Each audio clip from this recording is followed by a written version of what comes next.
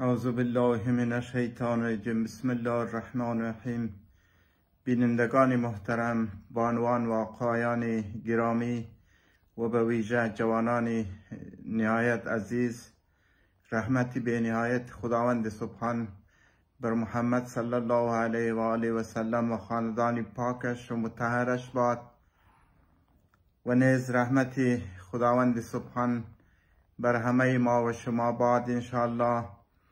ما مؤمنان به ویژه علمای اسلام از سوی برخی از افراد منحرف به خرافه‌گویی متهم می شویم، همان طوری که در دوران حکومت‌های کمونیستی و مارکسیستی در افغانستان علمای اسلام را با تعبیرهای مانند عقب مانده خطاب می کردند. اکنون همان بازماندگان آموزش دیده کمونیسم و مارکسیسم همان تاکتیک ها و واژگان را در اینجا به کار میبرند. خب عزیزان، بیایید به صورت مختصر بررسی کنیم که خدای متعال آفریننده همه مخلوقات است، چگونه بندگانش را توصیف کرده است.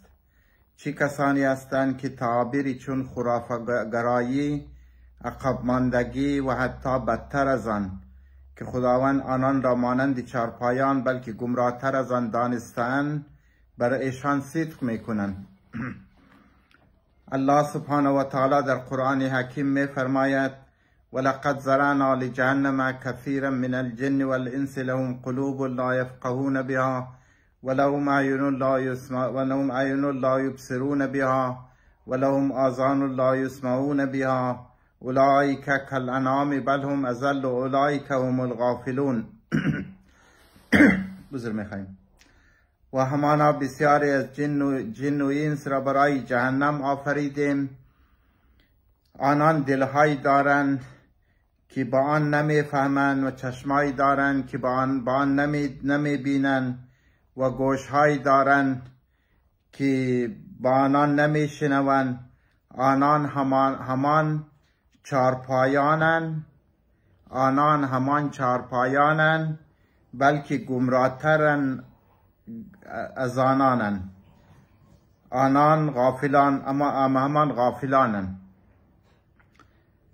افزون بر این الله سبحانه و تعالی در قرآن حکیم با حکمت تصویر واقعی درونی نیتهای آنان را از پیش ترسیم کرده و فرموده است: و اذا اذقنا الناس رحمة من بعد ضراء مستهم اذا لهم مکر فی آیاتنا قل الله اسرع مکرا ان رسلنا یکتبون ما تمکرون.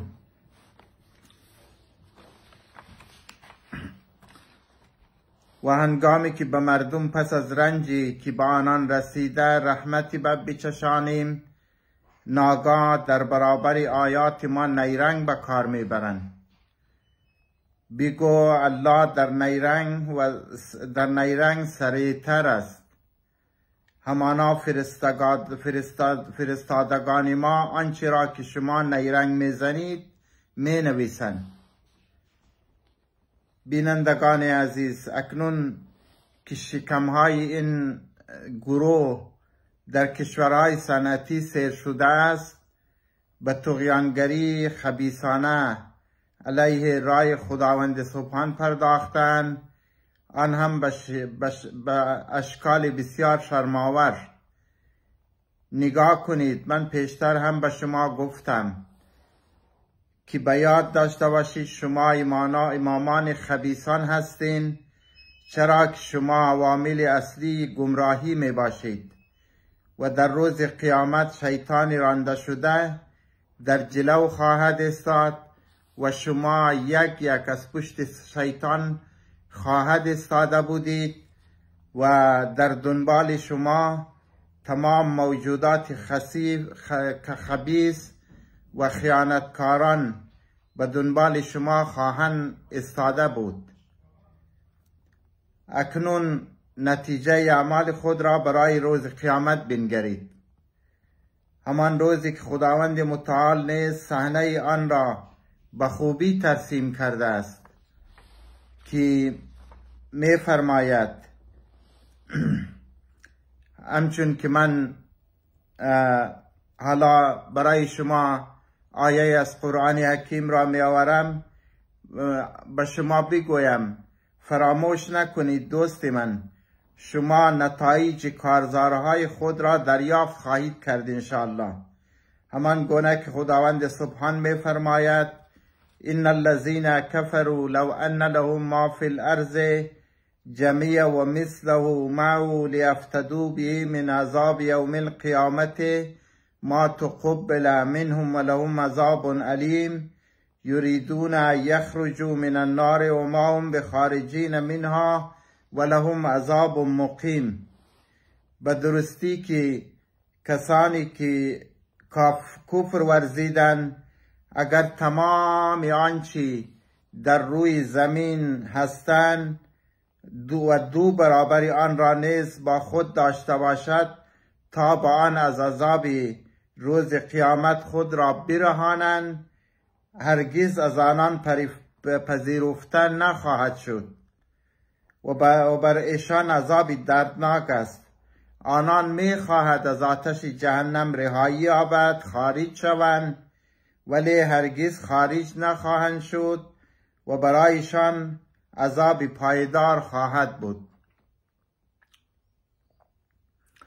ببینید این توجیه ماست که ما در حق هستیم و شما چی توجیه دارید؟ شما فقط مثلا اسلام را تخریب میکنید، شما یک روز مثلا قومیت را علم میکنید، شما یک روز مسائل مثلا تحریم محرم را علم میکنید، شما یک روز مسائل دیگر را علم میکنید و شما هیچ گونه دیگر امبیشن یا مثلا کدام خواسته ها و مثلا اهداف دیگر ندارید برای این که شما مردم را به سوی مثلا ترقی ببرین، مردم را به سوی تکامل فکری ببرین، مردم را به سوی تعلیم و تربیت سوق بدین. کار شما فقط تخریب کردن است. از این که شما مثلا پیشینه شما امان بوده و در تعلیم شما امان بوده و در مثلا فکر شما امان است و شما امان چیز را در جامعه بروز میدین.